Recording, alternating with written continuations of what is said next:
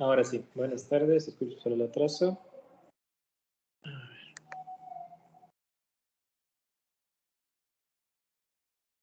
¿Sí me escuchan? Buenas tardes, doctor. Sí, sí se le escucha. Ya, continuemos entonces. Ayer empezamos un poco con la introducción de lo que es tratamiento de diabetes, hablando un poco de lo que es ejercicio y metas, recordando que no estamos hablando de una meta solamente glucocéntrica, sino de un control generalizado. En este caso estamos hablando de lo que es medicación para diabetes. Hablamos un poco de la metformina en el día de ayer, pros y contras, contraindicaciones o recomendaciones en caso de compromiso renal. Vamos ahora con otro medicamento.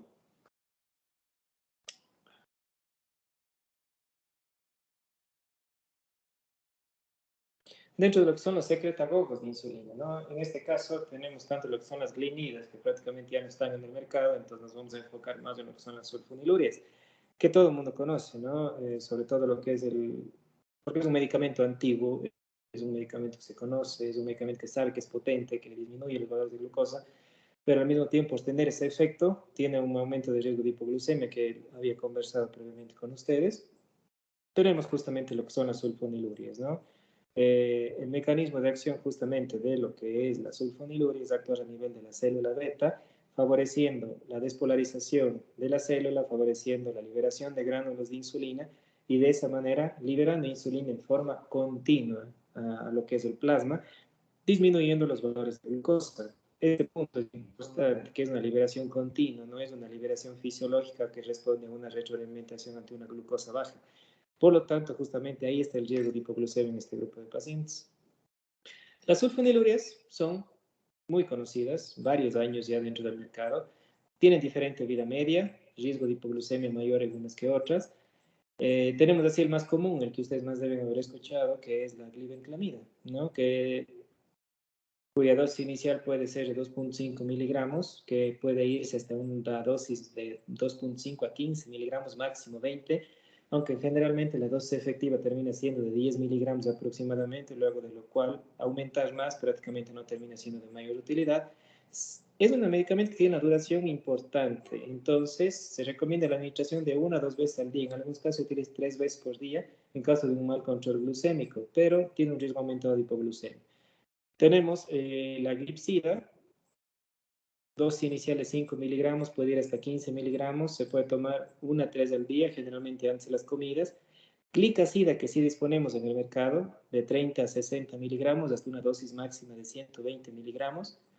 Recuerden que cuando estamos hablando de dosis máxima no significa más efectividad, sino es la dosis máxima tolerada, luego de lo cual se ha visto que no hay mayor efecto. Pero generalmente la dosis máxima no es muy correlacionable a la vez con la efectividad de la medicación, ¿sí? Entonces, generalmente las dosis medias terminan siendo igual de buenas. En este caso, 30 a 60 miligramos, que es lo que comúnmente se prescribe, una vez por día, por lo general, la recomendación. Limepirida, también tenemos en el mercado dosis inicial de 1 miligramo, media de 1 a 4 miligramos, máxima de 8, 1 a 2 veces por día antes de las comidas.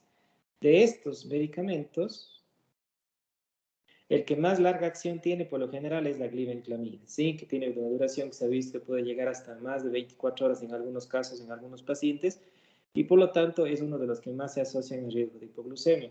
La glicacida, la glimepirida, por otro lado, se ha visto que tiene un tiempo de acción más corto y por lo tanto el riesgo de hipoglucemia existe, pero va a ser menor en comparación con la glibenclamida porque su vida media a nivel de plasma es menor, ¿ya? Cuando hablamos de potencia, definitivamente es una droga potente. Las ventajas que yo tengo, sumamente conocida, está disponible desde 1950, yo sé todos los pros y contras de este medicamento.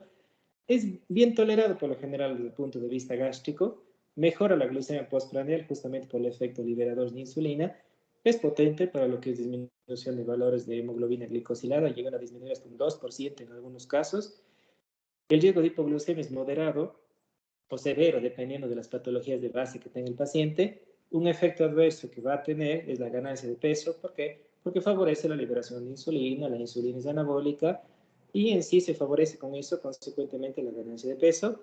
Efecto adverso, el más común no es gástrico, es la hipoglucemia, ¿no? Justamente por el mecanismo mismo que trabaja el medicamento. Un costo bajo, dependiendo del tipo de marca que tengan, aunque algunas terminan siendo costosas. Generalmente el más económico termina siendo la glibenclamida, glicacida, glipirida, por lo general son marcas que aún son de índole comercial y tienen un costo de un poco alto. Efectos adversos, lo que les había comentado, hipoglucemia, la intensidad varía con la vida media, con la glibenclamida siendo el ejemplo más clásico, por lo cual yo debo tener mucho cuidado del uso, sobre todo en pacientes en un contexto social peligroso, como son pacientes ancianos que viven solos, pacientes con hepatopatías establecidas por el metabolismo de la droga, pacientes nefrópatas por la acumulación de la droga, pacientes con ganancia de peso. Se imaginarán si es una droga que favorece ganancia de peso, administrar sulfoniluria a un paciente obeso, como que no termina siendo una buena idea, aunque muchas veces se lo hace, por la disponibilidad o la imposibilidad económica de adquisición de otro tipo de medicamento, ¿sí? Un estudio mostró un posible efecto cardiovascular adverso, una alteración en el preacondicionamiento cardíaco, un aparente aumento de riesgo de isquemia de miocardio en un cierto grupo de pacientes, aunque luego no se pudo corroborar en otros estudios referente a este resultado, ¿ya? Pero es como una advertencia en pacientes con patologías cardíacas previas de vigilar la administración del medicamento. Contraindicaciones, obviamente, depende del sitio de metabolización, insuficiencia hepática por la metabolización hepática que tiene el medicamento, y en casos de nefropatía con una función renal menor a 30 miligramos por decilitro, por la excreción renal que tiene el medicamento. Si yo tengo un paciente nefrópata, se acumula el medicamento, por lo tanto el riesgo de complicaciones aumenta y no se recomienda su administración. Así, se recomienda, por ejemplo, que la glibenclamida se debe evitar en estadios de tasa de filtración glomerular 3, en diálisis evitar y en tasas de filtración baja también evitar por el riesgo de hipoglucemia y el tiempo prolongado en plasma. La glimepirida se puede utilizar de inicio una dosis baja, pero no posible evitar, ¿ya? La glicacida, que es lo que más tenemos aquí, se recomienda evitar también junto por la metabolización hepática y la excreción renal. Y la glipsida es el único que no requiere ajuste. Ojo, todas las sulfonilurias acarrean riesgo de hipoglucemia, tengan una vida corta o una vida un poco más larga. Por lo tanto, en forma general, pacientes que tienen daño renal no es una buena opción administrar sulfonilurias, sino buscar otras opciones de drogas que se asocien a menos o ningún riesgo de hipoglucemia. ¿Preguntas de las sulfonilurias?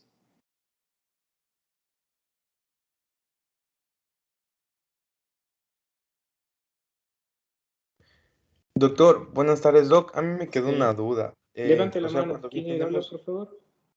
buenas tardes, Doc. Rogel Marco. Perdón, me olvidé Marco. de levantar. ¿Ya? ¿Diga? Doc, o sea, cuando tenemos un paciente con diabetes mellitus tipo 2, ¿directamente iniciamos primero con metformina o también o podemos iniciar directo con sulfonilurias? O o sea, primero metformina.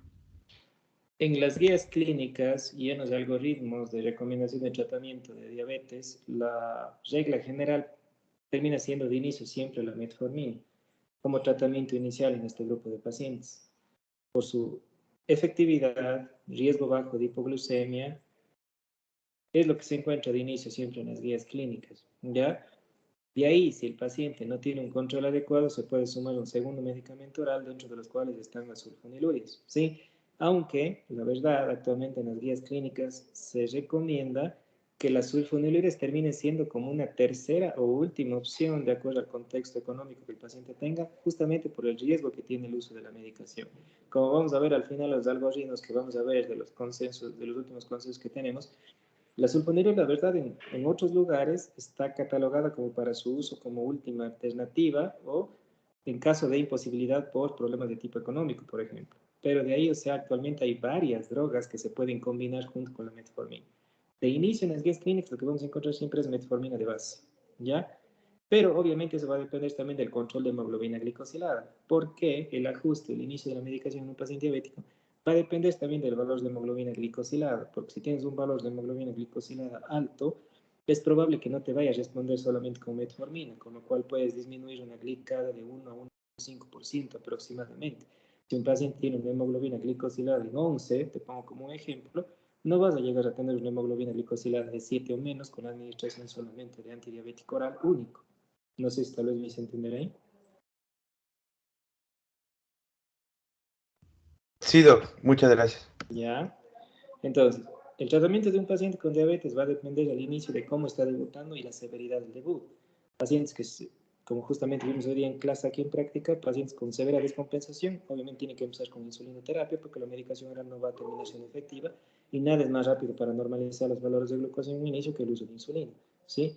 Y luego se puede ajustar e iniciar medicación oral de acuerdo a la evolución que el paciente tenga. Otro medicamento que prometía mucho, pero lamentablemente algunos estudios que la asociaron con riesgo de cáncer a nivel de vejiga es justamente las tiazolinidiniones, un mecanismo de insulino sensibilizador, ¿sí? Aparentemente.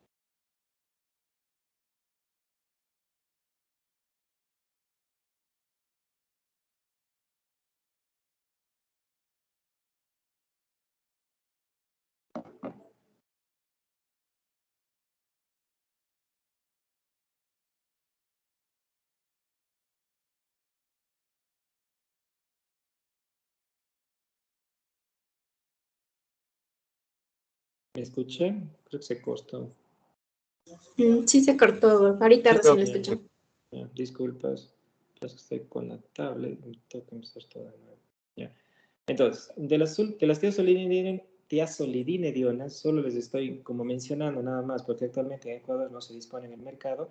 Justamente prometía bastante la droga, mejoraba la sensibilidad a la insulina, mejoraba bastante los controles de glucosa. Sin embargo, lo que les mencioné, la asociación con riesgo de malignidad, aparentemente que se encontró en un estudio, terminó haciendo que se deje de utilizar la droga en varios países. Algunos todavía sí lo utilizan, sobre todo una de las dos tiazolidinedionas, que es la pioglitazona. Teníamos dos, la rosiglitazona y la pioglitazona.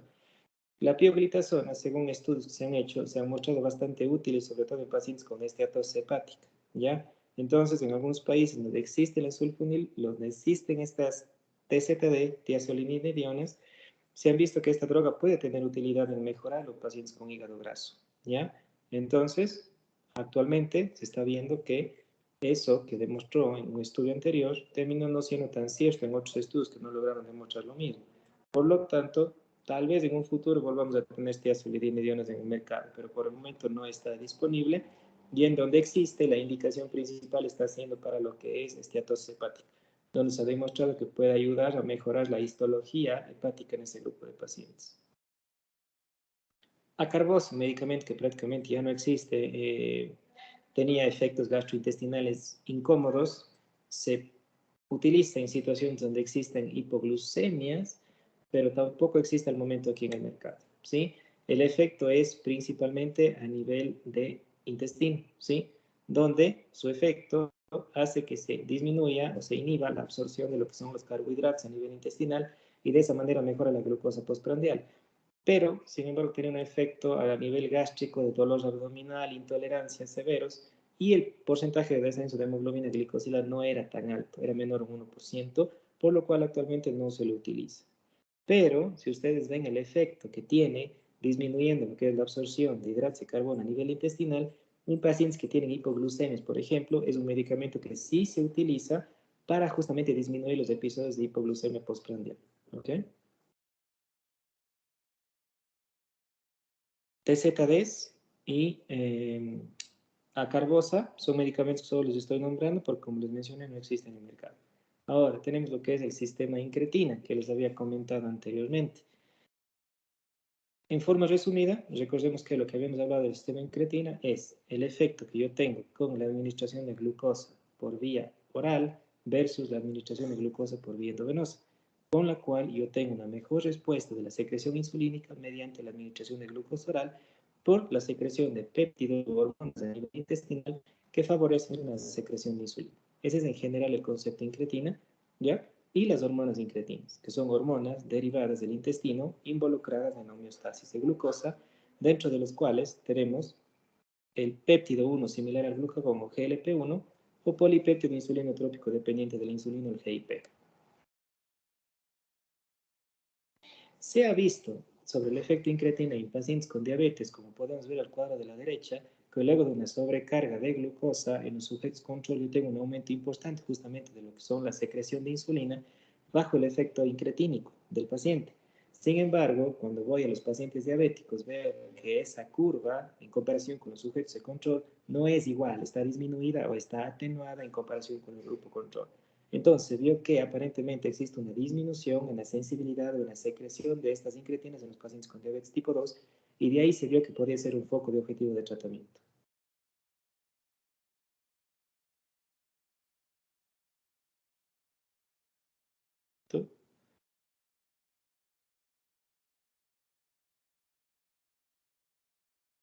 Hablando un poco de la parte teórica, de lo que son agonistas de GLP-1, sintetizados en las células L enteroendocrinas del hilo distal y del colon, normalmente son bajos en estado de ayuno, pero aumentan justamente bajo la carga oral de glucosa, aumentan poco después de comer, los niveles sostenidos aumentan justamente los síntesis de insulina y por lo tanto es glucosa dependiente, por lo cual el riesgo de hipoglucemia va a ser muy bajo o nulo en este grupo de pacientes, ¿sí? Un punto interesante es que estas hormonas incretínicas caen rápidamente, ¿ya? Ya que se degradan por una enzima que se llama DPP4. Por lo tanto, estas hormonas incretinas tienen una vida corta porque son degradadas rápidamente por las DPP4, ¿ya? La vida media termina siendo de minutos, ¿sí? Estos receptores de GLP-1 están presentes en muchos lugares, pueden estar a nivel de la célula beta como punto importante, a nivel del sistema nervioso central, a nivel de tejido adiposo, corazón, pulmón, hígado, riñón y tracto gastrointestinal como algunos ejemplos. ¿Y qué hacen estas incretinas? Aumentan la secreción de insulina, suprimen la secreción de glucagón, aumenta aparentemente las masas de islotes pancreáticos, esto en estudios in vitro principalmente, no se ha comprobado en vivo, inhibición de la apoptosis de la célula beta, in vitro también donde se ha encontrado el estudio, un lento vaciamiento gástrico, o sea, retardo el vaciamiento gástrico en estos pacientes, secundariamente, aparentemente, consecuencia de esto puede favorecer una mayor saciedad y son drogas que se ha visto que se asocia bastante a lo que es pérdida de peso.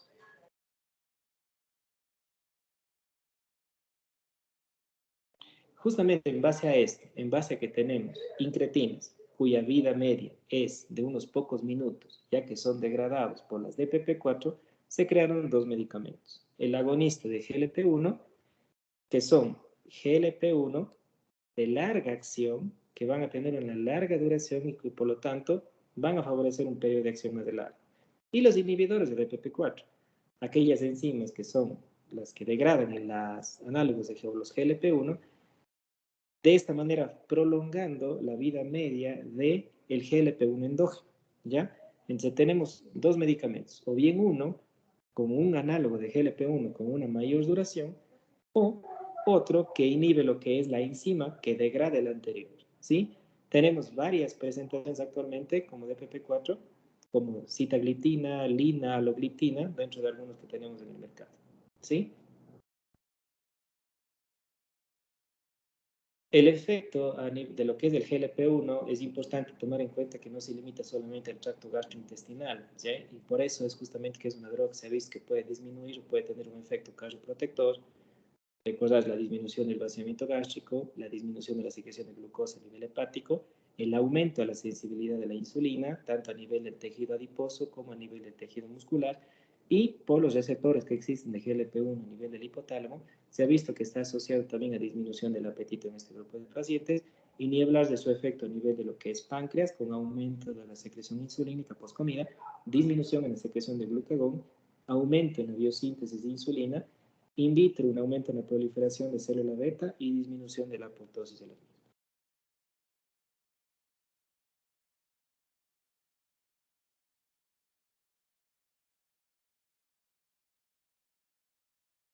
El mecanismo de acción entonces del GLP-1 nuevamente imita justamente al GLP-1 normal, activando el receptor GLP-1 y potenciando la secreción de insulina, reduciendo los valores de glucosa. Generalmente los análogos de GLP-1 que nosotros utilizamos dan concentraciones suprafisiológicas de GLP-1 en relación al endógeno, ¿ya? Favoreciendo por lo tanto un mejor control en lo que es los valores de glucosa, ¿sí? Fenotipo en el cual puedo usar, ya en el paciente obeso es un buen candidato, por ejemplo, en este caso, porque el GLP-1 no se asocia a ganancia de peso. Una de las acciones que tiene justamente un fenotipo de un paciente obeso es una disminución en lo que es el consumo alimentario, ¿ya? Retarda el vaciamiento gástrico, ¿ya? Disminuye lo que es el valor de glucagón. Recuerden que un paciente obeso tiene un valor mayor de hiperglucemia postprandial. Hay un retorno en la primera fase de la secreción insulínica con lo que es el análogo de GLP-1 y nuevamente disminución de la apoptosis, aumento en la proliferación de célula beta, recordando que un paciente diabético per se ya tiene una disminución en la masa de célula beta al momento de debutar con una diabetes, ¿ya?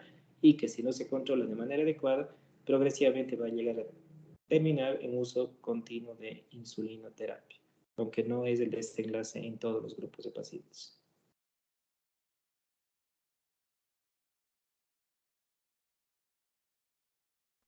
tenemos justamente todas las terapias basadas en incretina, el inhibidor de DPP4 y los análogos de GLP-1. Esos son los dos medicamentos principales. El inhibidor de DPP4 va a aumentar los valores de GLP-1, ¿sí? Ese es un punto importante. ¿Por qué? Si yo estoy dando un inhibidor de DPP4 a los pacientes, no le voy a tratar simultáneamente con un análogo de GLP-1. ¿Por qué? Porque yo con los GLP-1 ya obtengo con los análogos concentraciones suprafisiológicas del GLP-1 en los pacientes. Por lo tanto, dar un inhibidor de DPP4 va a ser redundante en ese paciente porque su GLP-1 ya está en un rango suprafisiológico sin la necesidad del DPP4. No sé si me hice entender. Sí, Doc. ¿Ya? Regla general, no se combina análogo de GLP-1 con inhibidor de DPP4. El 1 aumenta el 8, por lo tanto no tengo que hacer ninguna combinación de los dos juntos porque termina siendo redundante. ¿Ok? Entonces, por lo general, o se administra uno o se administra otro. ¿Cuáles son los mecanismos? Tenemos dentro de lo que son análogos de GLP-1, liraglutide, dulaglutide, les menciono los dos, mejor dicho, les menciono principalmente el dulaglutide, que es el que se encuentra actualmente en el mercado aquí dentro de Ecuador, activando el receptor GLP-1, medicamento que se administra una vez por semana, aumenta lo que es es un aumento dependiente de la glucosa en la secreción de insulina, ¿ya? Reduce la excreción postprandial de glucosa, aumenta la saciedad, tiene un alto efecto en lo que es disminuir los valores de glucosa, tiene unas ventajas importantes en comparación con los medicamentos tradicionales, como es perder peso, menos riesgo de hipoglucemia. Recuerden que va a depender su concentración de la ingesta alimentaria, el posible efecto en la supervivencia de la célula beta, una reducción sostenida de hemoglobina glicosilada. Punto en contra, ni tanto, es un medicamento inyectable, pero es inyectable una vez por semana, al menos en el caso del dulaglutide. ¿Puede tener efectos adversos gastrointestinales? Puede. Se ha visto que algunos pacientes que inician con la administración de ese medicamento pueden tener tendencia a la náusea y vómito en las primeras semanas de tratamiento, justamente porque retarda un poco el vaciamiento gástrico, provoca llenura y puede provocar esos efectos, pero se ha visto que eso se da principalmente en las primeras semanas de tratamiento, ¿sí? Seguridad desconocida a largo plazo, ni tanto. Todos los estudios actuales se han hecho, se siguen haciendo todavía, se continúa haciendo un seguimiento de los pacientes y no se ha visto realmente que tenga un efecto adverso. Incremento no confirmado de pancreatitis. Algunos estudios salieron y sugirieron que podía aumentar el riesgo de pancreatitis en este grupo de pacientes, pero en otros estudios no se lo ha confirmado, ¿sí? Dentro de lo que es seguridad cardiovascular, posible efecto beneficioso en algunos estudios, en otros estudios se ha mostrado neutro, ¿ya? Por lo tanto, de momento no se ha demostrado que es con un efecto adverso desde el punto de vista cardiovascular, ¿sí? Y los estudios que se han hecho, por ejemplo, con liraglutida han mostrado un beneficio en lo que es en los eventos cardiovasculares en disminución del riesgo relativo. Un punto en contra, y tal vez el más grande, el costo es un poco elevado, ¿sí?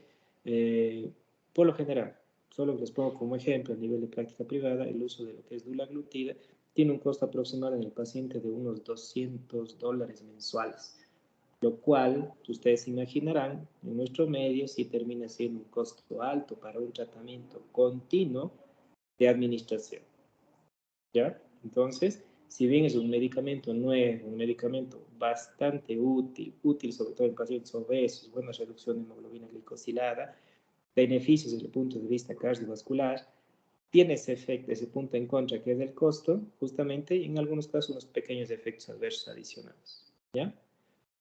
Ahora, yendo a los inhibidores de DPP4, ya les mencioné, el DPP4 degrada el GLP-1 endógeno, dando como resultado una vida media corta.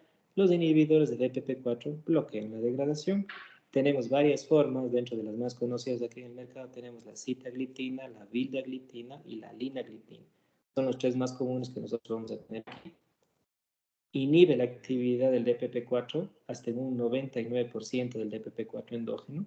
Se puede administrar 1 o 2 veces por día. La vildagliptina, por ejemplo, se administra 2 veces al día. Se excreta principalmente en orina, entonces hay algunos que no se indican en caso de disfunción renal, pero la linagliptina, por ejemplo, no se requiere ajuste de dosis en pacientes con enfermedad renal crónica porque su excreción no es renal. Tiene poca o ninguna interacción con otros agentes reductores de glucosa, fármacos comúnmente utilizados, porque los inhibidores de DPP4 no son inductores ni inhibidores de isoformas del citotopo P450 y no están vinculados de forma apreciable a proteínas plasmáticas, ¿sí? Entonces, no hay mayor interacción con otros agentes reductores de glucosa y por lo tanto, el DPP4 generalmente se combina prácticamente con toda clase de medicación oral, incluyendo con insulina también se puede combinar para lo que es el control de glucosa en este grupo de pacientes. Mecanismo de acción, inhibidor de la degradación de DPP4, efecto fisiológico, lo que va a hacer el GLP-1 que aumente, ¿no? Aumentar la secreción de insulina postprandial, mejorar los valores de glucosa. Se ha visto que a diferencia del GLP-1, el DPP4 es neutro en cuestión de control de peso. Ni te favorece ganancia ni te favorece pérdida. Se mantiene neutro. Su riesgo de hipoglucemia igualmente es bajo, a menos que se combine con una sulfoniluria, se imaginarán por qué. Posible beneficio, entre comillas, también en la supervivencia de la célula beta. Seguridad desconocida a largo plazo, cada vez esto va siendo menos porque cada vez los estudios están dando más información acerca de que no existe justamente esos efectos adversos a largo plazo. Mayor riesgo de pancreatitis, aumento del riesgo tal vez de disfunción hepática, discutido, y en seguridad cardiovascular, todos los estudios que se han hecho con lo que son DPP4 de momento se han mostrado neutros en referencia a lo que son beneficios cardiovasculares. ¿Qué significa? Que no son perjudiciales, pero tampoco apuestan a una reducción del riesgo cardiovascular en este grupo de pacientes. Punto en contra, nuevamente el costo, porque termina siendo de un costo elevado y por lo tanto no es de fácil adquisición para toda la población. Preguntas que tengan de DPP4 y GLP-1 o de incretinos.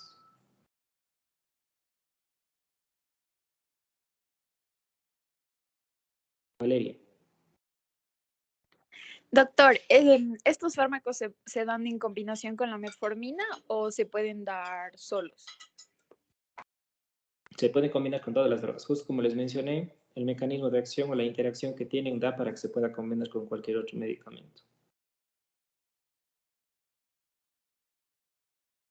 Tienen varias formas en el mercado, la verdad, de combinación de DPP4, combinados con metformina, combinados con SGLT2. No hay en el mercado combinado con sulfonilurias en realidad, pero se lo puede utilizar como pudieron ver aquí. Se puede combinar con insulina, se lo puede combinar también. O sea, realmente se puede combinar con todas las drogas, excepto con análogo de GLP-1, porque van a tener concentración suprafisiológica ya de GLP-1 con el análogo, entonces no tienen que combinar con las dos drogas, ¿ya? Pero de ahí se les puede combinar con cualquiera de las otras. ¿Alguien más levantó? ¿Ludwig? Doctor, una pregunta. ¿Cuándo ya es necesario que un paciente utilice ya doble medicación, no solo una monoterapia? Como mencioné previamente, creo que fue Marco, va a depender de cómo debuta el paciente, ¿sí? Te pongo un ejemplo, hay pacientes que tienen debut de diabetes con una hemoglobina glicosilada. La hemoglobina glicosilada es útil en caso de establecer metas de tratamiento inicial. Hay pacientes que debutan con valores de hemoglobina glicosilada en 8, por ejemplo. ¿Ya? Si debuta con un valor de hemoglobina glicosilada en 8 y viendo la potencia que tiene la metformina de disminución de glicosilada en 1,5%, probablemente con un antidiabético oral único sí vas a obtener un control adecuado. Ahora, tienes el paciente que debuta con una hemoglobina glicosilada de 9. Generalmente no hay un medicamento lo suficientemente potente para disminuir directamente un poco más de 2 puntos de hemoglobina glicosilada. Por lo tanto, tal vez ahí sí conviene de inicio iniciar con doble medicamento oral. Va a depender de la forma en la que debuta el paciente muchas veces. Listo, doc, muchas gracias. ¿Hasta Ya. cuántos medicamentos se puede combinar? Eso había conversado creo una vez. Por lo general, las guías clínicas recomiendan doble antidiabético oral y máximo un triple antidiabético oral, aunque generalmente muchas veces en este momento caemos un poco en inercia. Por lo general, lo que más se hace en la práctica clínica es 2 antidiabéticos orales de su dosis máxima tolerada y eficaz. Y si yo con eso no tengo metas, es mejor ya introducir un poco de lo que es insulinoterapia. Porque es probable que con una tercera droga no obtenga un mayor beneficio. Listo, muchas gracias, doc. ¿Alguien más levantó la mano? ¿No?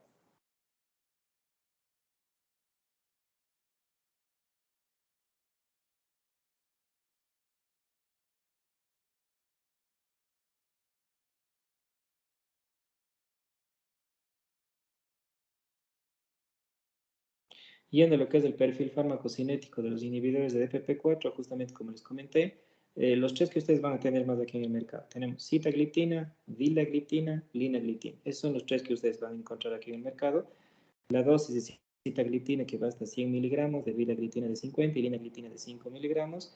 La vida media, como pueden ver, varía de un medicamento a otro, de sitaglitina de 8 a 14 horas, de vilaglitina de 3, linaglitina de más de 20 horas, pero su riesgo de hipoglucemia al contrario es bajo porque no se elimina a nivel renal.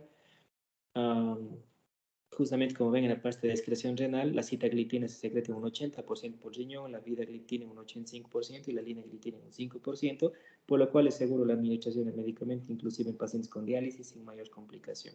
¿Sí? No requiere reajuste de dosis, excepto la saxaglitina, donde sí se requiere un reajuste, pero fuera de eso es un medicamento bastante seguro que sí se puede utilizar. ¿Ya?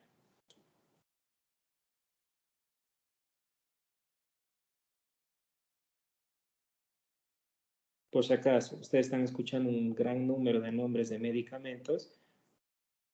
Hay varias formas comerciales de medicamentos que ustedes van a encontrar. Lo importante es saber, o sea, que de acuerdo a la clase del medicamento, el efecto va a ser similar entre los diferentes medicamentos. Lo importante es, en este caso, saber a qué grupo pertenecen esos medicamentos, las contraindicaciones que tienen principalmente y el cuidado con la función renal. Son partes importantes al momento de iniciar medicación oral, porque hay medicamentos que nos pueden utilizar en daño renal, entonces es algo que hay que tener mucho cuidado al momento de iniciar medicación, ¿sí? Y hay pacientes con hepatopatía en el cual, en general, como regla general, se contraindica el uso de antidiabéticos orales de cualquier tipo, porque la mayoría de las drogas orales se metabolizan en el hígado. Es un paciente, por ejemplo, con cirrosis, una hepatopatía, la recomendación al final termina siendo inicialmente insulinización en caso de que se requiera un tratamiento medicamentoso, ¿ya? Ahora, vamos a hablar un poco de inhibidores de SGLT2. ¿Me esperan un minuto, por favor?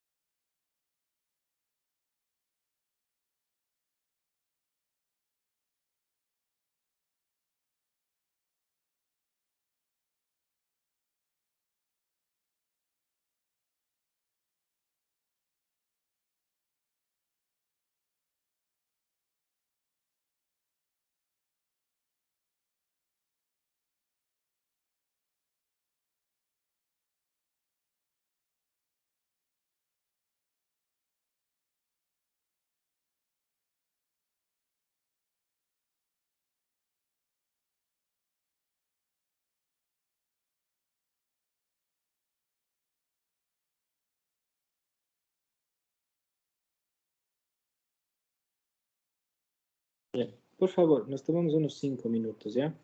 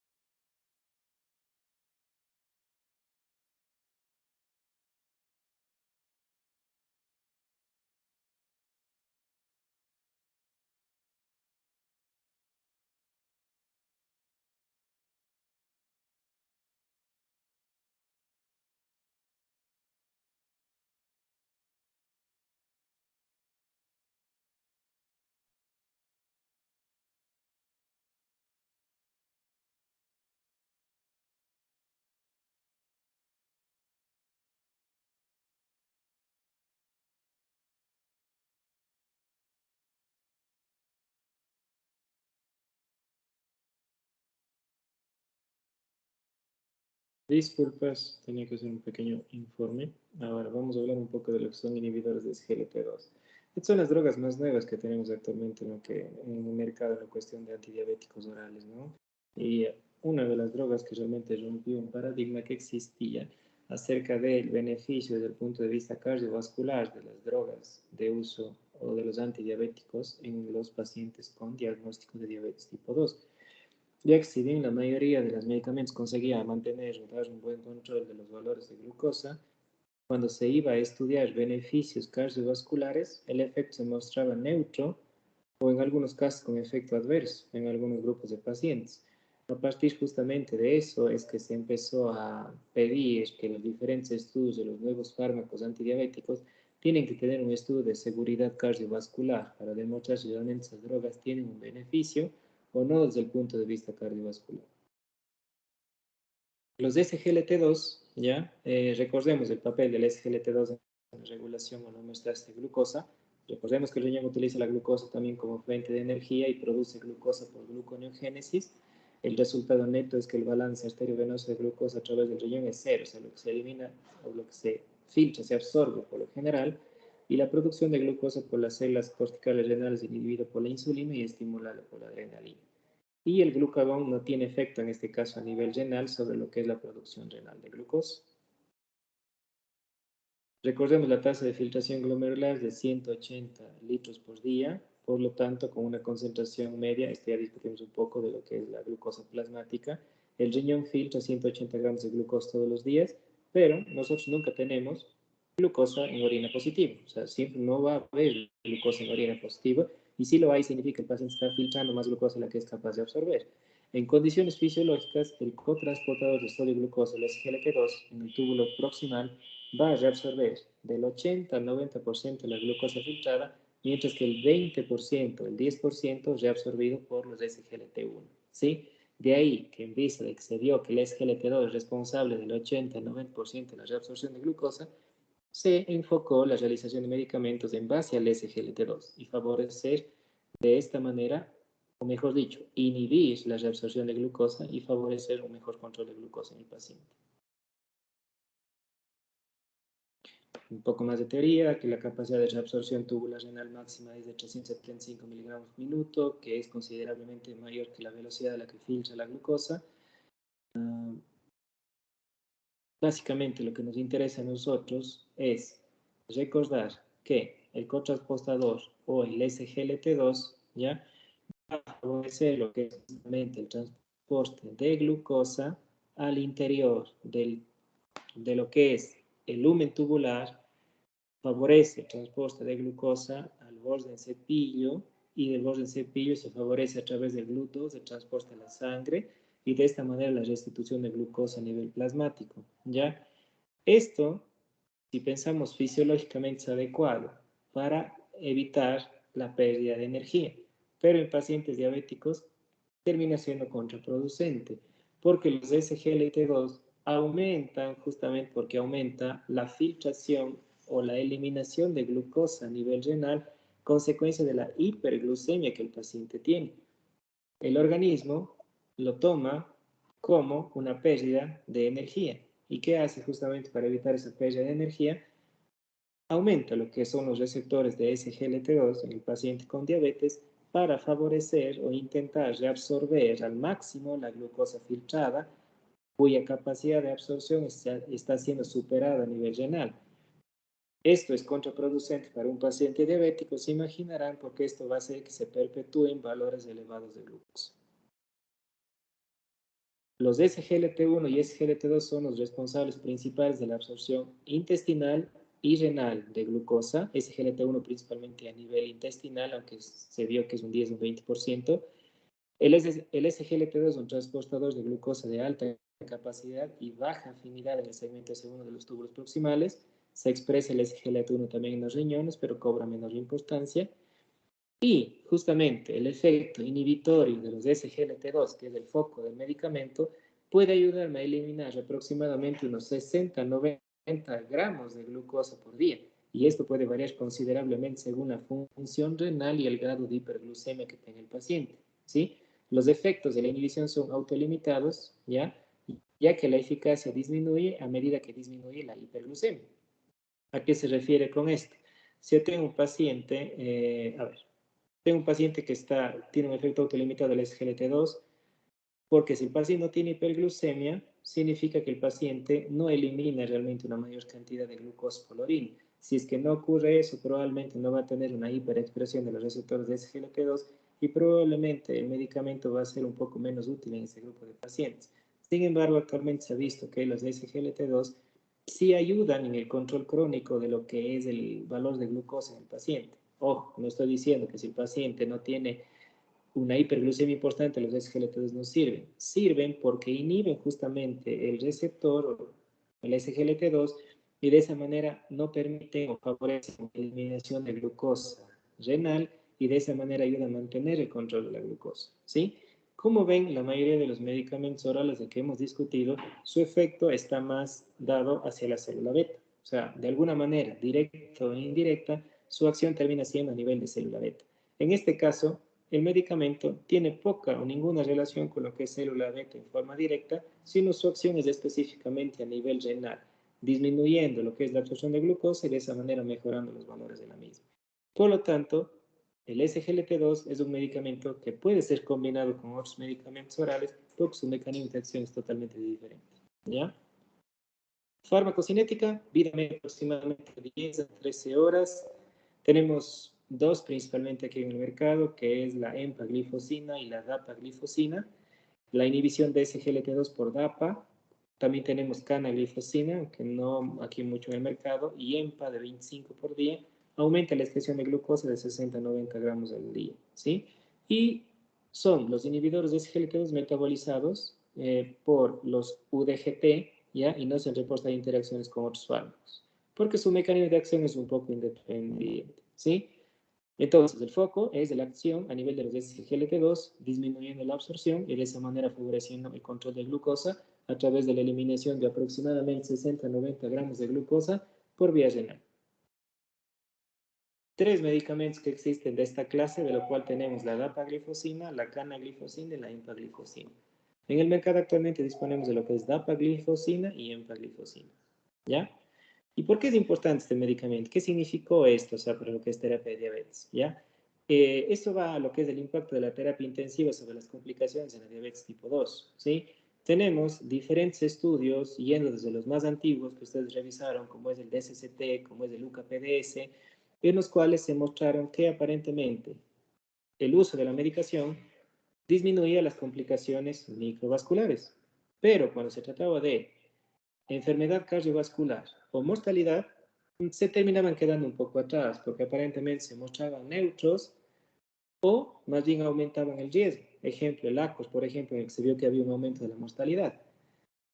Consecuentemente, se pensaba que, o al menos hasta ese medicamento, se creía que las drogas orales tenían un beneficio, sí, microvascular, pero aparentemente a nivel de lo que es cardiovascular y mortalidad, no tenía un efecto significativo o un impacto estadísticamente significativo. Y ahí vino justamente el estudio de empaglifosina, que fue el primero que salió, que es el EMPA-REG, ¿sí? En el cual se demostró que con una diferencia estadísticamente significativa, yo tengo una disminución de un 14% en eventos cardiovasculares mayores, una disminución de un 38% en muerte cardiovascular, una disminución en un 32% en mortalidad total, 35% de disminución en hospitalización por insuficiencia cardíaca y un 39% de disminución de nefropatía de nueva aparición o empeoramiento de preexistente. ¿Sí? La aparición de los SGLT2 significa un cambio realmente en el paradigma de tratamiento de diabetes en estos pacientes, porque hasta ese momento no había un medicamento oral que demostrara un beneficio desde el punto de vista cardiovascular. Y los SGLT2 lo demostraron.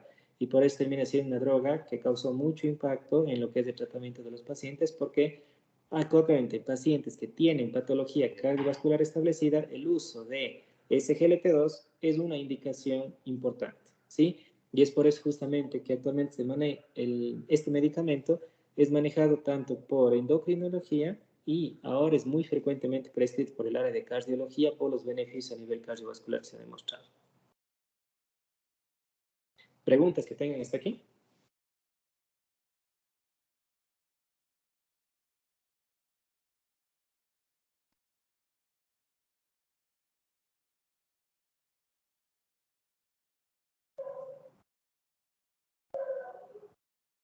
¿Algo que hayan oído de los SGLT2?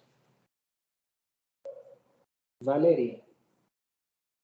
Doctor, yo tengo una pregunta. ¿Estos fármacos entonces podrían ser usados por pacientes que tienen enfermedades cardiovasculares sin que tengan diabetes o tienen que ser las Ese es un dos? punto justamente que cada vez están saliendo estudios nuevos. Por ejemplo, actualmente pacientes que tienen insuficiencia cardíaca, en las guías clínicas de insuficiencia cardíaca, aparecen lo que son los SGLT2 como indicación de tratamiento, porque disminuyen las hospitalizaciones por insuficiencia cardíaca y disminuyen lo que son los eventos cardíacos. Entonces, por lo tanto, se está usando, se está empezando a usar sí o sea en pacientes con patología cardíaca de base. Aunque obviamente el inicio de recomendación fue en pacientes con hiperglucemia, pero luego se vio que el efecto de los SGLT2 va más allá solamente de lo que es un control de glucosa, sino también una disminución de la mortalidad cardiovascular. Y que eso puede ser independiente de la glucosa que el paciente tenga. Marcos. Sí, buenas tardes, doctor. ¿Este tipo de pacientes no serían más propensos a tener infecciones del tracto urinario? ¿Ese es un efecto adverso que? Sí, exactamente. Se ha visto que algunos pacientes tienen una mayor frecuencia de infecciones del tracto genital, ¿sí? Micosis principalmente, o un aumento de la frecuencia de infecciones de vías urinarias. El porcentaje es pequeño, pero se ha visto que se presenta en algunos pacientes. Sí se puede presentar. Y ese es uno de los principales efectos adversos que se ha visto que se presenta en este grupo. Además, pensando que es un medicamento que favorece la eliminación de glucosa por la orina, se imaginarán que la glucosa va a arrastrar agua y por lo tanto va a causar una pérdida también de líquido concomitante y por lo tanto podría disminuir también o aumentar un poco el riesgo de deshidratación en ese grupo de pacientes, aunque no se demuestra realmente deshidratación per se, pero puede ser un efecto adicional. Y es justamente por ese efecto que tiene a nivel renal de eliminar también líquido que se ha visto que tiene un beneficio en lo que es la disminución de los valores de presión arterial.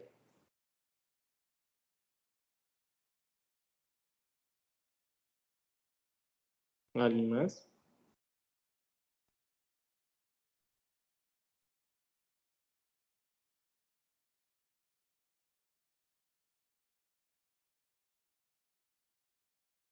Es justamente por eso que los inhibidores de SGLT2 se recomienda justamente a pacientes que no tengan mayores antecedentes de infección de vía urinaria, por ejemplo, porque si tienen antecedentes de infección de tracto urinario a repetición, no es una buena idea la administración de un SGLT2 porque puede favorecer el aparecimiento de dichos procesos. Entonces, en este caso no se recomienda su uso. O pacientes con infección de tracto genital frecuente, micóticos, tampoco se recomienda la administración de inicio por el riesgo de aumento de este tipo de eventos en este grupo de pacientes.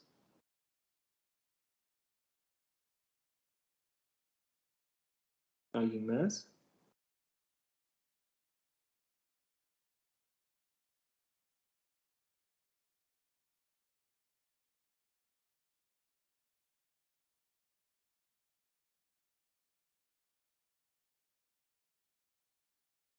Nada más.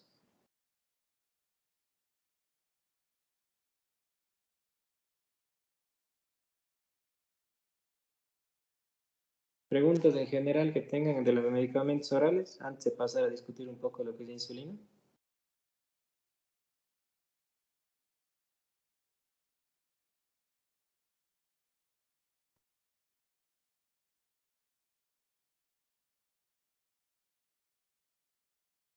Valeria.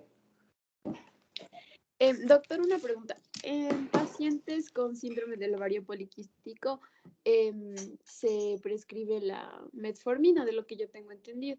Mi pregunta es, en estas pacientes, ¿deberían hacerles los test de, de glucosa para ver si están, por ejemplo, en una etapa de prediabetes antes de darles la metformina? ¿O solamente cuando les diagnostican el síndrome de ovario poliquístico ya les deberían prescribir la metformina? Eso es algo, la verdad, que se discute un poco entre lo que es endocrinología y ginecología. Ginecología, la mayoría de veces, al establecer un diagnóstico de ovario poliquístico, inician directamente la metformina. ¿Ya? Bueno, hablando de lo que es ovario poliquístico, el tratamiento de base siempre va a ser el anticoncepcional, porque él es el que va a conseguir la regulación de los ciclos y la desaparición de los quistes causantes del problema. El tratamiento anticoncepcional es el pilar del tratamiento del ovario poliquístico. La metformina más bien es un tratamiento complementario para ese proceso. Cuando hablamos de ovario poliquístico, nosotros tenemos varios fenotipos de ovario poliquístico. ¿Ya? Creo que esto comenté una vez. Hay ovarios poliquísticos en pacientes delgadas, sin signos de insulina resistencia. Hay ovario poliquístico en pacientes obesas, con signos claros de insulina resistencia. Hay aquel ovario poliquístico con signos típicos de hiperandrogenismo, exceso de vello. O sea, hay diferentes fenotipos de ovario poliquístico, ¿no? Entonces, va a depender también muchas veces de eso para ver si el paciente amerita metformina. Si tenemos un paciente, ovario poliquístico, paciente obeso, señales de insulina resistencia, el uso de metformina, un insulino sensibilizador, que sería en este caso, podría ayudar a mejorar el control de la insulina resistencia y de esta manera indirectamente a mejorar el control del ovario poliquístico, ¿ya? Lo que decían algunas guías clínicas de recomendaciones o metaanálisis mostraron que, primero, para pensar en un diagnóstico o recomendación de metformina en ovario poliquístico, el paciente debería ser sometido primero a una prueba de sobrecarga oral de glucosa. Al menos un metaanálisis dio eso, o sea, que una sobrecarga oral de glucosa debería ser realizada en ese grupo de pacientes y ver si tiene intolerancia a la glucosa o no. Y si no es así, el uso de la metformina no tenía un beneficio estadísticamente significativo versus no utilizarla en ese grupo de pacientes, ¿ya? Pero por lo general, un ovario poliquístico acompañado de obesidad y signos de insulina resistencia se podría beneficiar indirectamente con el uso de la metformina.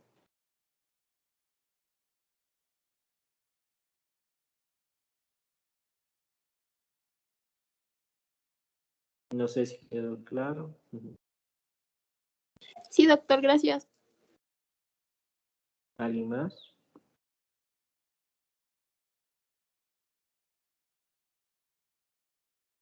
Bueno, de momento ustedes escucharon un montón de medicamentos orales que tal vez ustedes no conocían. Es algo nuevo, no se van a aprender todos al instante.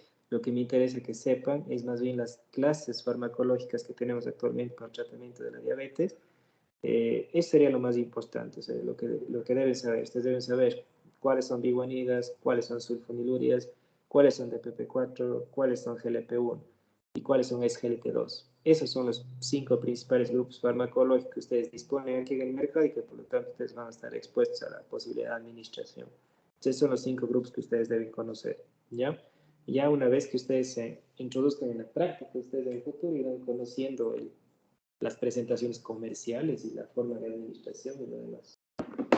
Vamos a discutir un poco de insulinoterapia ambulatoria. Como sabemos, hay pacientes que al debut de su diabetes son obligatoriamente requirientes de insulina. Obviamente un ejemplo de eso es el paciente con diabetes tipo 1, ¿ya? En algunas ocasiones, no siempre, como vimos en la clase de diabetes gestacional, el uso de insulina también está recomendado. Y en caso de diabetes tipo 2, ante un fracaso en el tratamiento, ¿ya? Por ejemplo, un doble antidiabético oral a dosis plenas, ¿ya? Con una hemoglobina glicosilada persistentemente por encima de 7. Ese es un candidato a insulinoterapia. Una descompensación hiperglucémica aguda, ya, cetoacidosis, hiperosmolar, por ejemplo, no van a iniciar medicación oral, ustedes van a iniciar insulinoterapia porque es lo que más rápido va a controlar los valores de glucosa. Enfermedades dientes recurrentes que descompensen los valores de glucosa en el paciente, por ejemplo, un proceso infeccioso que va a elevar los valores de glucosa aún en un paciente bien controlado, ¿ya? O pacientes que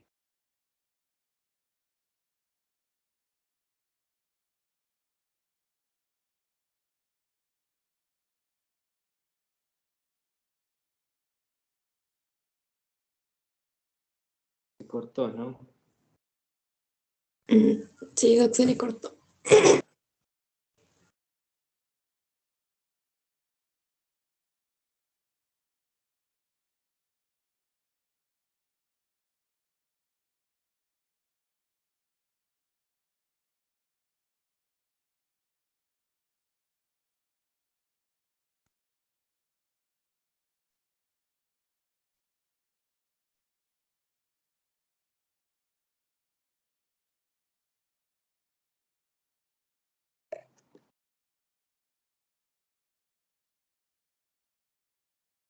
Disculpas que voy avanzando así, pero como estoy en la tablet, me toca ir avanzando en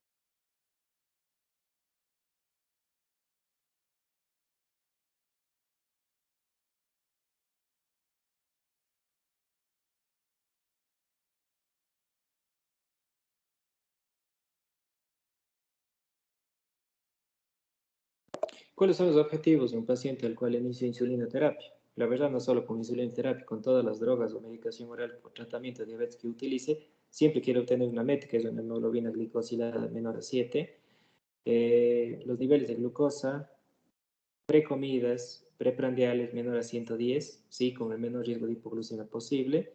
Obviamente, como les he comentado a lo largo de las clases, siempre el objetivo es individualizar en función del paciente, de su edad, del estado funcional, el tiempo de enfermedades coexistentes, el riesgo de hipoglucemia que ese paciente tenga.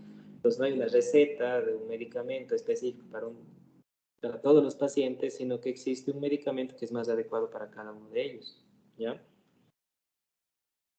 En general, justamente les había comentado acerca de esto y de las metas que yo voy a tener de hemoglobina glicosilada en determinados grupos de pacientes. La ADA también publicó esto hace unos 3 años aproximadamente y justamente estableció pautas de metas en ciertos pacientes que pueden tener un riesgo mayor de hipoglucemias o complicaciones, por lo cual los valores de hemoglobina glicosilada podrían ser más altos. Siendo así, por ejemplo, se recomendó que en menos de 65 años de edad, que no tengan ninguna complicaciones, se puede establecer una meta normal para todo paciente, que es menos de 7%. Aquellos que tienen ya una diabetes de larga evolución, que tienen complicaciones o comorbilidades graves, se podría establecer una meta menor de un 8%.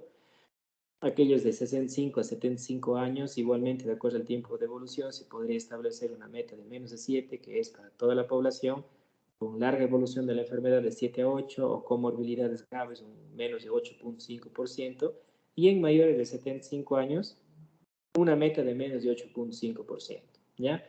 Justamente esto se basó en el riesgo que el paciente puede tener de presentar hipoglucemia, que termina siendo igual de peligroso desde el punto de vista cardiovascular que una hiperglucemia, porque favorece una descarga adrenérgica, favorece fibrinolisis, puede favorecer la aparición de trombos, y por lo tanto una hipoglucemia es algo que no se quiere, sobre todo pensando que pacientes de estas edades tienen varias comorbilidades juntas que pueden aumentar la mortalidad. Recordad que con cada reducción de un 1% de hemoglobina glicosilada, reduzco el riesgo de complicaciones a largo plazo, dentro de las cuales está una reducción de un 37% de complicaciones microvasculares, un 21% de complicaciones macrovasculares asociadas a mortalidad asociada con diabetes, un 14% de infarto, un 14% de mortalidad por cualquier causa. Según datos que obtuvimos del estudio KPDS. Ustedes entonces van a escuchar insulinas y generalmente van a escuchar varias formas, pero al final terminan siendo dos prácticamente, que es la insulina regular o rápida, ¿ya? Insulina humana, sin modificación mayor, predominantemente hexámeros, la absorción depende del local de aplicación.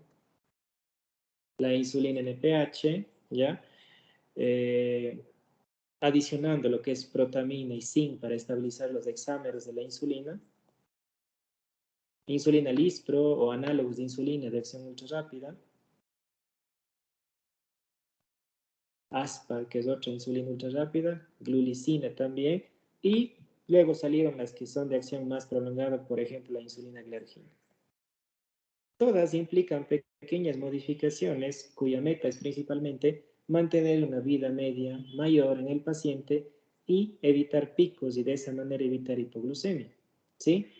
Recordad que cuando estamos hablando de homeostasis glucémica, los niveles insulinémicos en relación a las glucosas es más o menos de esta manera, ¿sí? Nosotros por lo general tenemos un ayuno, un valor bajo que luego de la ingesta alimentaria obviamente va a subir. Ese es el valor que nosotros tenemos, es como normalmente nosotros nos mantenemos a lo largo del día.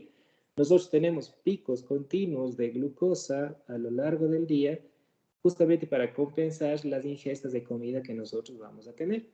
Y por la noche tenemos más o menos un valor estable porque no tenemos ninguna ingesta alimentaria y por lo tanto nuestros valores de insulina están estables al igual que los valores de glucosa, ¿sí? Pero a lo largo de todo el día, principalmente a partir del mediodía, como podemos ver, tenemos un pico mayor tanto de lo que es la secreción o el aumento en lo que es glucosa por la ingesta alimentaria como un aumento concomitante, como debe ser en la secreción insulínica para compensar esos picos de glucosa. Entonces, ustedes deben haber escuchado 3 términos: insulina basal, insulina prandial, insulina correctora, ¿ya? ¿Qué es cada una de ellas? Tenemos lo que es la insulina basal, justamente que cumple o cubre periodos intercomida, pero sobre todo el periodo de ayuno nocturno limitando lipólisis y la producción hepática de glucosa durante ese periodo, ¿sí? Recuerden que la insulina o el efecto normal de la insulina a nivel hepático es ese, limitar lo que es la lipólisis y la producción hepática de glucosa. Ese es el efecto de la insulina basal, ¿sí? Y su efecto se evalúa bien considerando los niveles glucémicos en la segunda parte de la noche de 4 a 8 horas aproximadamente, ¿ya? La insulina prandial, por otro lado, favorece la metabolización de los alimentos en forma adecuada, inhibe la producción de glucagón, igual que la otra insulina, va a inhibir la producción hepática de glucosa en el momento post-comida y en el estado post-absortivo, y asegura la entrada de la glucosa proveniente de la alimentación a tejidos periféricos como es músculo y tejido adiposo. Se evalúa en los valores de glucosa de hasta 120 minutos luego de la ingesta y hasta los 180 minutos post-ingesta, ¿sí? Por lo tanto, la insulina prandial se evalúa generalmente en el estado post-comida, porque ese es el que me va a indicar si el paciente está recibiendo la dosis adecuada. Y también deben haber escuchado lo que es el bolo de insulina correctora, que es la que se utiliza para corregir hiperglucemia fuera de los momentos de ingesta y surge como una posibilidad, sobre todo, por ejemplo, en monitoreos continuos de glucosa, ¿ya? Entonces, nosotros lo que más vamos a oír en este caso es insulinas basales, insulinas prandiales o precomida, donde se usa insulina basal, las insulinas de larga acción, insulina prandial, las insulinas rápidas o ultra rápidas, y bolos de insulina correctora que se usan en los pacientes en caso de que no tenga dosis fijas de insulina, ¿sí? Ustedes van a ver bastante en la práctica clínica la prescripción de insulinoterapia o escalas de insulina rápida por escapes o correcciones solamente de acuerdo a los valores de glucosa preprandiales que el paciente tenga, ¿sí? Anteriormente se establecía que solamente la terapia insulínica o el control de glucosa en los pacientes hospitalizados se basaba exclusivamente en correcciones solamente, o sea, solamente el uso de insulina rápida en casos de picos hiperglucémicos. Luego se vio que esto aumentaba muchísimo lo que es el riesgo de hipoglucemia en esos pacientes y por lo tanto se vio que debe iniciarse un esquema de insulina basal, o sea, iniciar una dosis inicialmente de lenta y complementariamente utilizar insulina rápida para compensación de las ingestas de comida, ¿sí? Por eso actualmente el esquema en general que se utiliza dentro de lo que es hospitalización y en general es insulina basal o lenta más insulina precomida o prandial, ¿ok? Recordemos los objetivos glucémicos que nosotros tenemos van a variar un poco de acuerdo a la escuela que ustedes tengan, a la guía que ustedes encuentren, pero por lo general la mayoría establece una meta menor a 7, ¿sí? Tenemos así que la Federación Internacional de la Diabetes establece una meta de hemoglobina glicosilada menor a 7, una glucemia en ayunas de menos de 110 y una glicemia prandial menor de 160, ¿sí? La ADA, que es la que yo más les he comentado, que establece una meta de hemoglobina glicosilada menor a 7, una glucosa en ayunas entre 80 y 130 y una glucemia prandial o postprandial de menos de 180 miligramos por decilitro, ¿sí? La Asociación Americana de Endocrinólogos Clínicos establece un poco más apretado el margen, 6.5 de hemoglobina glicosilada, con una glucemia en ayunas de menos de 110 y una prandial menor a 140. ¿Ya? Y algunas sociedades, por ejemplo, la Sociedad Argentina de Diabetes establece una meta de hemoglobina glicosilada de menos de 7%, con una glucemia en ayunas de menos de 130 y una prandial menor a 160, ¿sí? Generalmente con las que más nos manejamos nosotros son las guías de la ADA y la guía de la Asociación Americana de Endocrinólogos Clínicos, pero en general las metas que se establecen en las guías ADA es una meta de hasta 130 pre-comida y una postprandial de hasta menos de 180 a la medición de 2 horas. Como les había mencionado, los tipos de insulina tenemos las dos más conocidas, que es la NPH, la rápida o insulina cristalina, que ustedes deben haber escuchado, los análogos de insulina, como son el dispro, el aspar y la glulicina, análogos de acción rápida, y los análogos de acción retardada, como es el detemir y como es la glargina, y actualmente de Gludec, ya que son los medicamentos de más larga acción que tenemos actualmente en el mercado. Tenemos la rápido regular, arriba les puse justamente, es el que tenemos aquí en nuestro medio, el más común, el más antiguo, la insulina humana. Ejemplo, les puse ahí el Humulin R, ¿sí? Es la primera en ser utilizada, generalmente en polvo para disolver, después se recristalizó, tiene una acción de aproximadamente en 15 a 60 minutos con una duración máxima de 1.5 a 4 horas, administración subcutánea, una duración clínica aproximada de 5 a 7 horas, Se administra por lo general 20 a 30 minutos antes de la ingesta de comida, ¿sí? Y justamente se utiliza para el control de la glucemia prandial. Tenemos por otro lado, igualmente, de acción rápida, pero en este caso se les conoce como ultra rápidas, lo que es lisproaspariglucina. ¿Qué diferencia hay aquí? Que, a diferencia del anterior, ya cuya acción máxima era de 1.5 a 4 horas de duración, en este caso, la máxima concentración se obtiene en 60 a 90 minutos, o sea que su efecto es de menor duración en comparación con la insulina regular, ¿sí? Se mantiene una hora más y su vida media es de 4 a 5 horas, pero el pico es más corto, ¿sí? Y permite obviar suplementos dietéticos, por ejemplo. ¿Por qué? Porque el medicamento no tiene una duración tan larga como la duración clínica que aparentemente tiene la insulina rápida, que es de 5 a 7 horas. Este medicamento va a tener una duración aproximadamente de 4 a 5 horas. Y esto implica un menor riesgo de hipoglucemia porque existe un menor tiempo de duración a nivel del plasma, ¿sí? Punto a favor también, su momento, su inicio de acción es más rápido, por lo cual yo puedo administrar hasta 10 minutos o hasta el momento de la ingesta de la comida, ¿sí? Con intervalos de comida de más de 4 o 5 horas, se puede utilizar con insulina NPH o insulina DTMS como tratamiento complementario, ¿sí?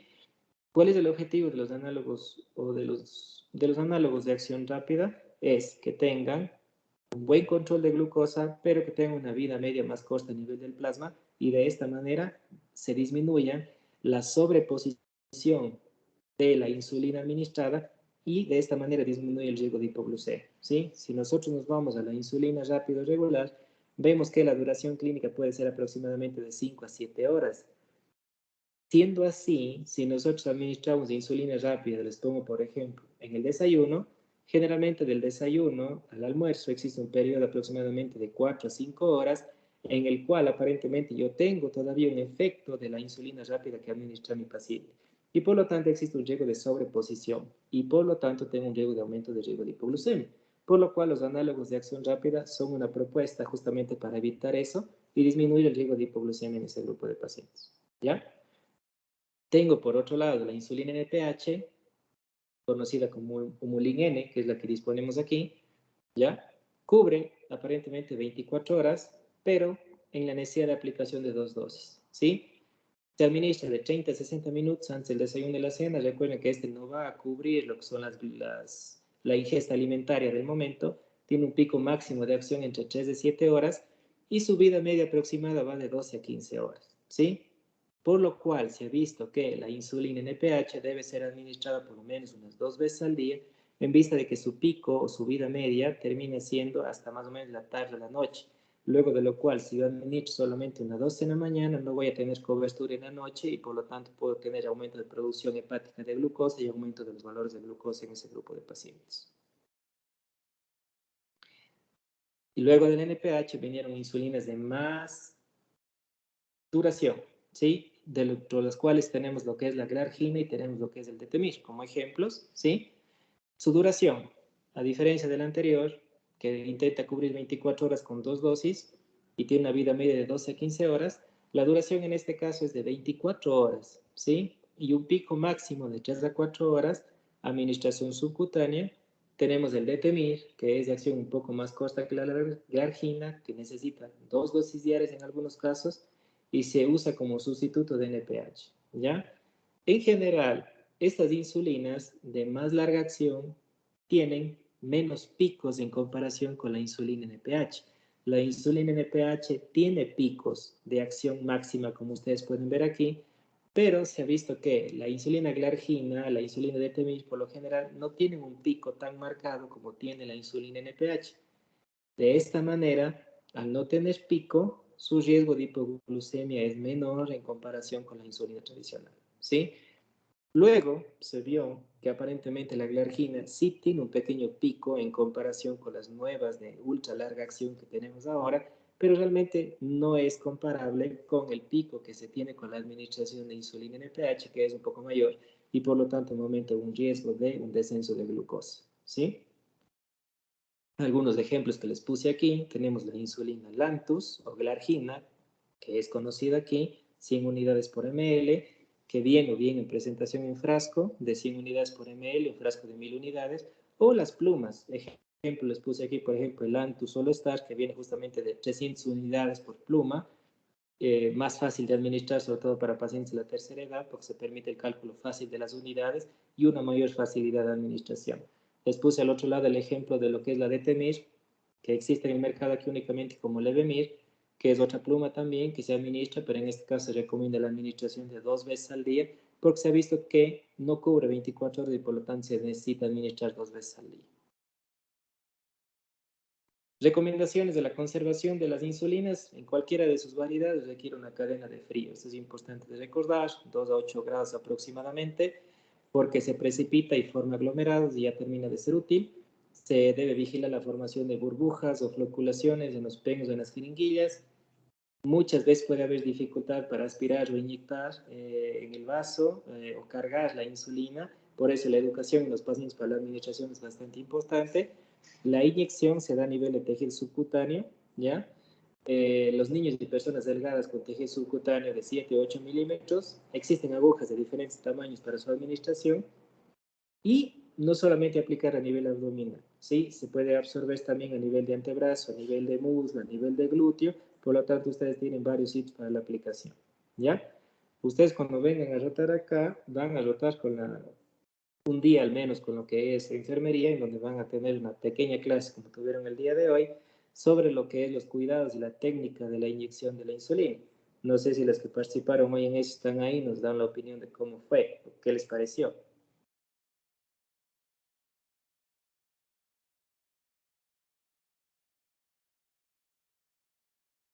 Las que asistieron a Sí, prácticas hoy.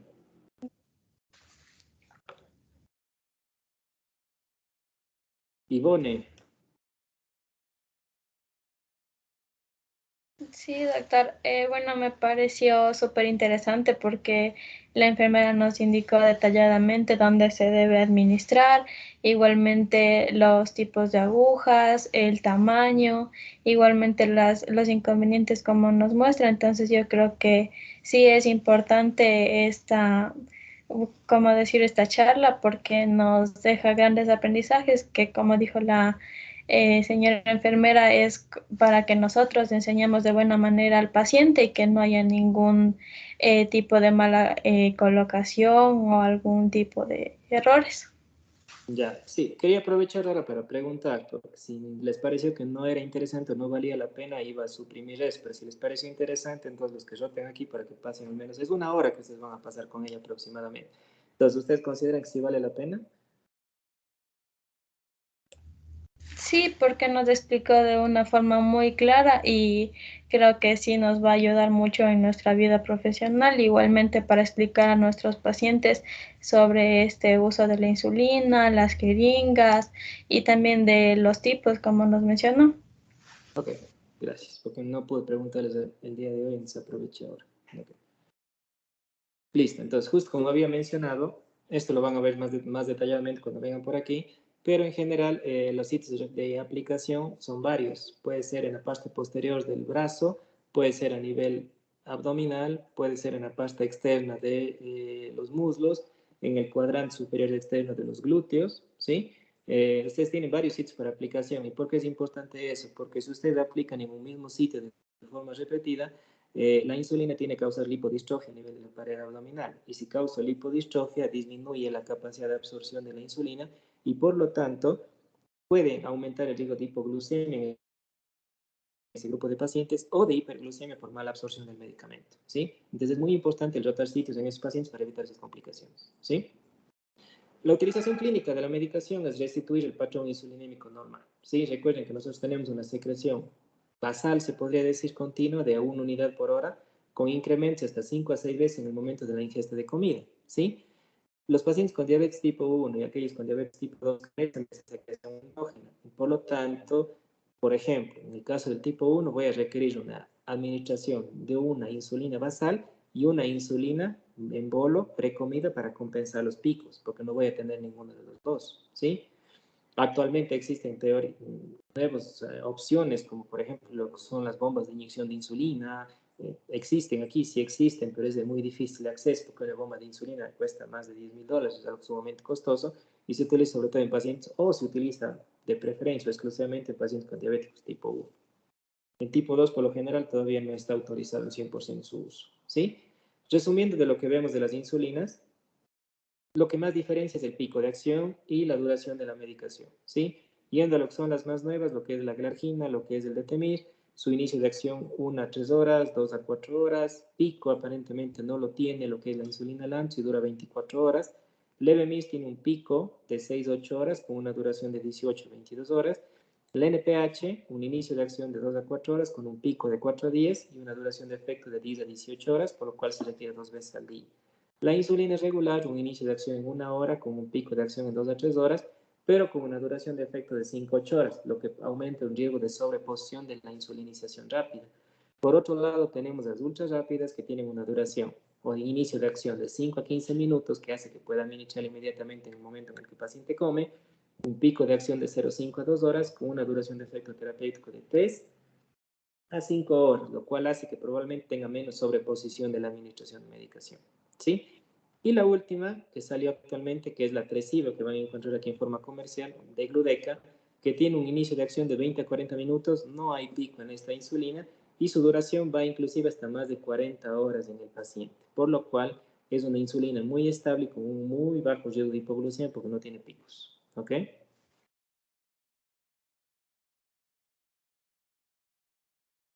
Preguntas que tengan hasta aquí.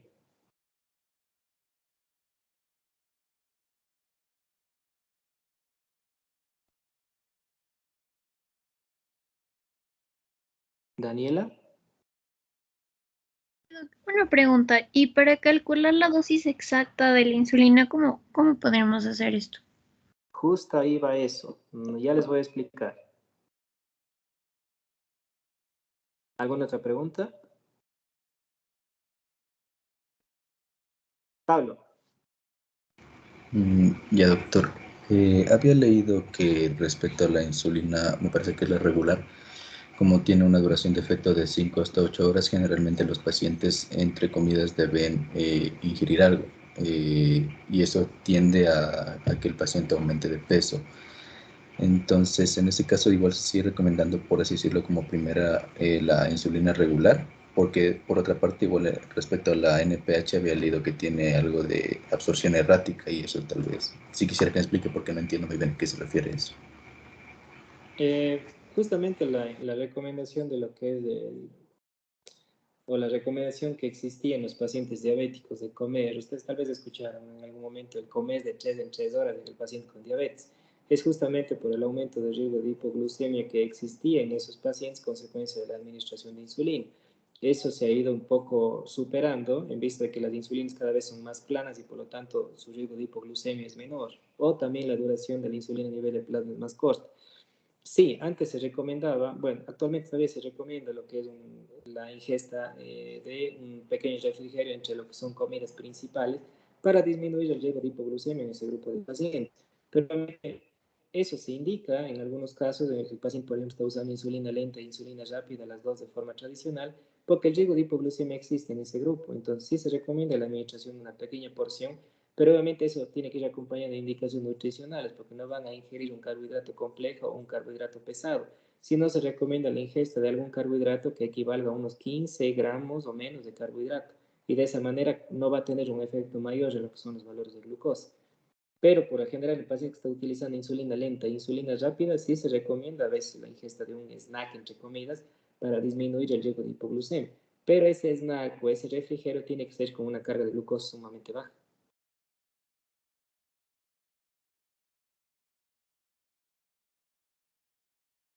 Marcos. Pablo, creo que quería preguntar algo más. Sí, doc. Y respecto a la NPH, lo que le mencioné de la absorción errática que en los libros a veces se dice. Más que errática, la NPH tiene pico y al tener un pico puede aumentar el riesgo de causar hipoglucemia en los pacientes. Tanto como errática no sería, o sea, tal vez hay mala administración, bueno, eso puede ser otra cosa, pero en cuanto a la absorción errática, más que errática podría estar hablando de lo que es el pico que tiene la insulina NPH, que no es por efecto errático, sino es por la forma de que actúa el medicamento.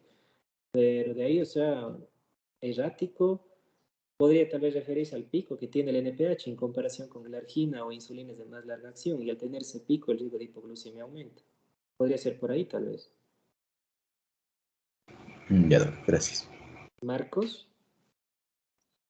Sí, doctor. Tenía la pregunta si es que el Estado cubre todos los tipos de insulina. ¿Usted qué cree? O sea, esperaría que sí, ¿no? La Esperaría que verdad sí. es que no, lamentablemente. A ver, nosotros lo que tenemos en lo que es Ministerio de Salud, tenemos insulina NPH y tenemos insulina regular. Actualmente ya dentro de la institución ya contamos con insulina glargina, la glargina inicial, ¿sí? La Lantus, y también contamos con insulina Lispro y tenemos también insulina Aspartic, si contamos con esas insulinas. Pero a veces, la mayoría de veces no se le encuentra disponible, pero ahora al momento sí está dentro del cuadro, sí se le puede prescribir, ¿sí? Pero obviamente al ser una insulina más cara tiene indicaciones muy precisas para su administración y no se les puede administrar a todos los pacientes. Así la insulina glargina se recomienda su administración solamente para pacientes que tienen alto riesgo de hipoglucemia o pacientes con diabetes tipo 1, o sea, no se recomienda de inicio en un paciente con diabetes tipo 2, ¿sí? Por el costo, justamente. Pero actualmente dentro del sistema tenemos lo que es glargina, tenemos lo que es NPH, tenemos lo que es regular, aspartica y listo. Esas son las que tenemos al momento de disponibilidad.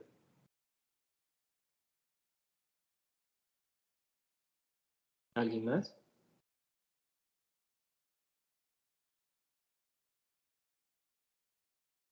Evelyn. Buenas tardes, doctor. Con respecto al ejercicio, ¿estos pacientes también tendrían más riesgo de hacer hipoglucemia si es que hacen ejercicio intenso? Ya, como regla general, hacer ejercicio aumenta la sensibilidad a la insulina, ¿sí? Y al aumentar la sensibilidad a la insulina, puede aumentar el riesgo de un mayor descenso de glucosa, ¿sí?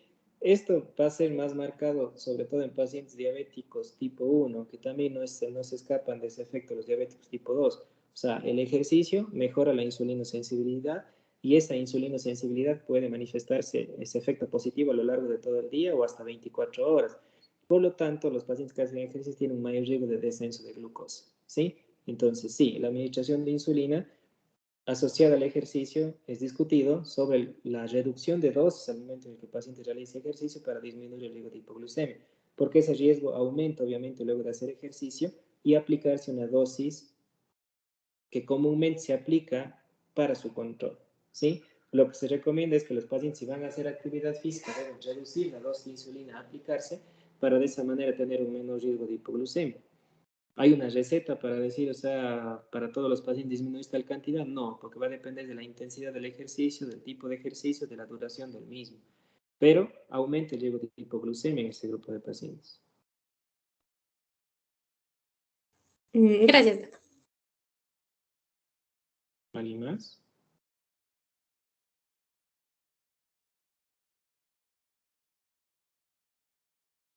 En ese punto, solo les pongo como ejemplo, en el caso de que los pacientes inicien insulinoterapia y hagan ejercicio, ustedes en el momento de lo que es ajuste de dosis de insulina van a guiarse en base a lo que es el monitoreo del paciente, ¿ya?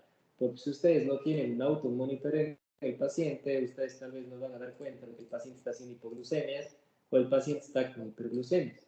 Entonces, si bien la prescripción inicial de insulina eh, es importante, el ajuste de dosis termina siendo más importante todavía, porque de acuerdo al control y del estilo de vida que el paciente tenga, ustedes van a encontrar diferentes patrones que ustedes van a tener que irse ajustando a eso para ajustar la dosis de insulina.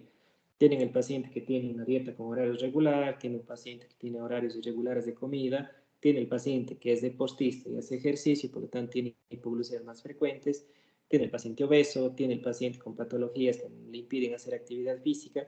Les van a tener un sinnúmero de patrones en los valores de glucosa en ese grupo de pacientes y por lo tanto ustedes tienen que irse ajustando a eso, ¿ya? Entonces, al final, no hay, como les digo, una receta específica para todos, pero ustedes tienen que ir ajustándose al patrón de cada uno. Y sobre todo evitar hipoglucemias, que es lo más peligroso de inicio. Y educar al paciente sobre cómo corregir esas hipoglucemias.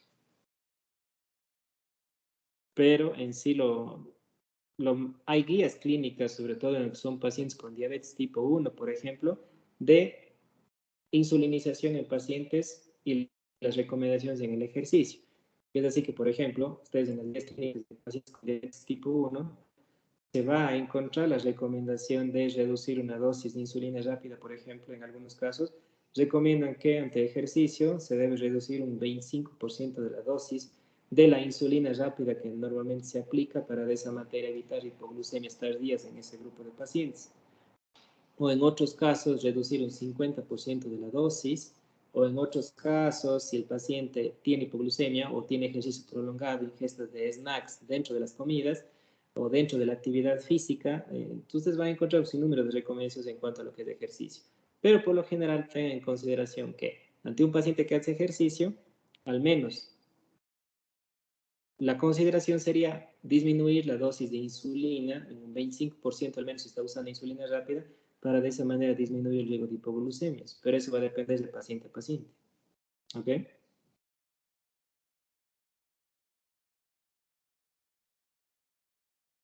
¿Alguna pregunta adicional?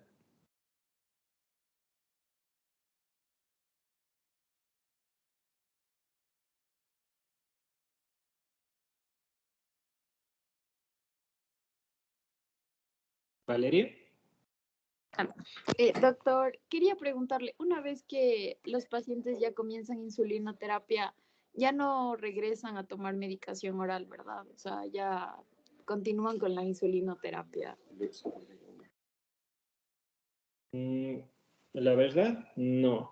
Los pacientes muchas veces que tienen un debut y se inicia insulinoterapia, que es lo que tradicionalmente se hace, es porque la insulina es lo que más rápido va a mejorar los valores de glucosa y va a recuperar los fenómenos de lipo y glucotoxicidad que el paciente tiene en ese momento.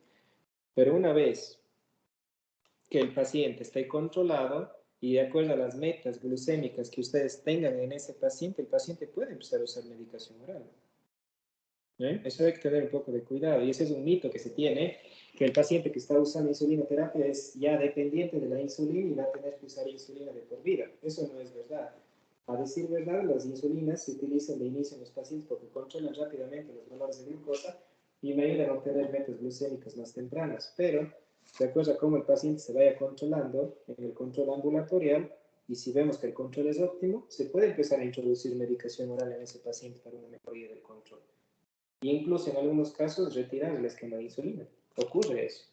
El paciente que inicia insulina no necesariamente se queda usando insulina, exceptuando el tipo 1, ¿no? Obviamente. O sea, el paciente tipo 1 es insulinopénico, tiene que usar, pero en el diabético tipo 2 va a depender también de las metas de control del paciente. ¿Ok? Evelyn. Yo tenía una pregunta un poco parecida, o sea, pero con respecto a los pacientes con diabetes mellitus tipo 2, en el caso de que, por ejemplo, un paciente tenga muy buen control glucémico, no tenga comorbilidades, ¿es posible que se le pueda retirar el medicamento oral y tratar de controlar solo con dieta y ejercicio? Depende de paciente a paciente. ¿Ya? O sea, les pongo un ejemplo. Un paciente que viene, tiene un debut de diabetes, inicia con una hemoglobina glicosilada de 11, no le van a dar medicación oral, ¿no? Le van a usar insulinoterapia. Y el paciente se va con insulinoterapia. El paciente regresa a la consulta y nos muestra unas metas de glucosa con una hemoglobina glicosilada en 6,5 a 7. Aparentemente el control es bastante bueno, el paciente se adapta a la dieta y por lo tanto yo puedo pensar en introducir medicación oral en ese paciente, porque recuerden que es un paciente diabético tipo 2 del que estamos hablando ahorita y por lo tanto todavía tiene una reserva de célula beta que puede responder al uso de medicación oral. Siendo así, ustedes pueden introducir medicación oral en ese paciente y empezar a disminuir en algunos casos la dosis de insulina. Se puede hacer eso, ¿ya? Obviamente, si ustedes vienen el control ambulatorial, el paciente que se fue con hemoglobina glicosilada de 11 y les regresa con hemoglobina glicosilada en 3 meses de 11, dar medicación oral en ese paciente no tiene mucho sentido, porque obviamente no se está compensando adecuadamente aún con el uso de insulina, que es el mejor medicamento para el control de glucosa. No sé si me hice entender también ahí.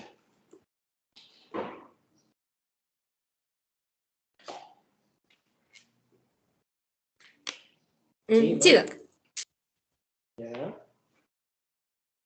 ¿Alguien más?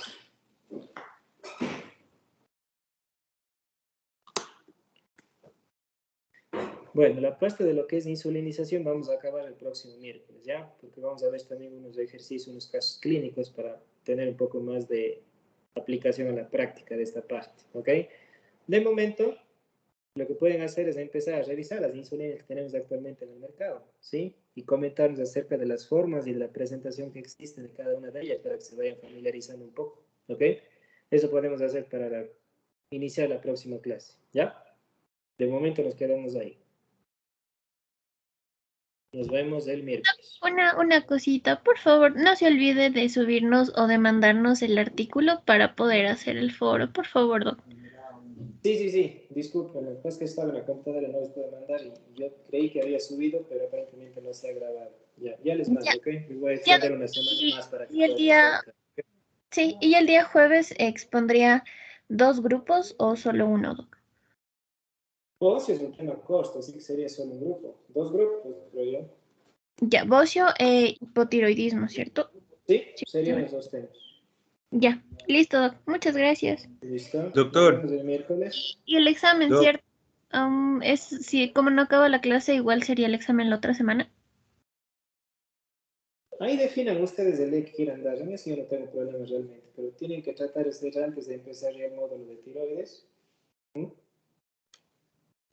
Ya, doc, entonces sí sería la otra semana, porque la otra semana igual empiezan las exposiciones de bocio e hipotiroidismo, entonces eso ya sería como el fin del tema. Ya, doc. Ok, listo. Doctor, otra pregunta. Diga.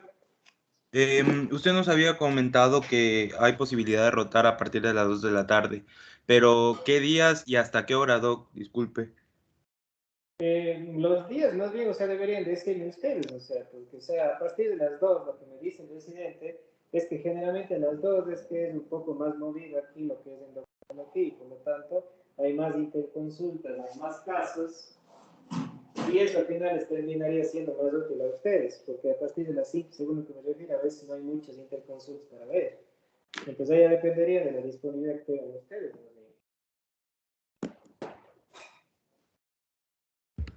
Ya, Doc.